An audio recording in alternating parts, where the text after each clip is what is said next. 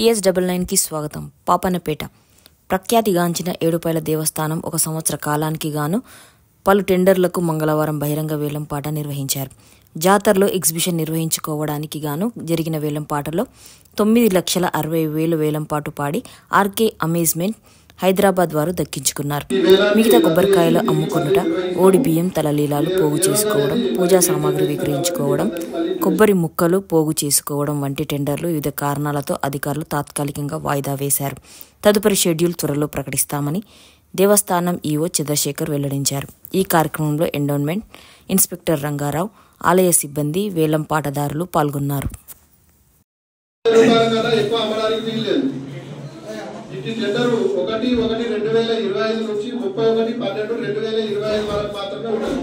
అంటే సంవత్సరం పొడవునా వేలంపాట ఉంటుంది. దేవస్థానం వద్ద ఏదైనా అనివార్య కారణాల వల్ల కరోనా కానీ మరియు గ్రహణాలు కానీ మరి ఇతర అనివార్య కారణాలు వచ్చినా కూడా దేవస్థానానికి లాభ నష్టాలకు ఎలాంటి సంబంధం లేదు కాబట్టి వాటన్నిటిని కూడా దృష్టిలో ఉంచుకొని పాడవాడండి. ఈ వేలాన్ని రద్దు చేసి తిరిగి మళ్ళీ నిర్వహిస్తాము. ఏ రోజు అనేది మళ్ళీ డేట్ నిర్ణయిస్తాం కాబట్టి మీకు అందరికీ మళ్ళీ ఇంటిమేషన్ ఇస్తాం.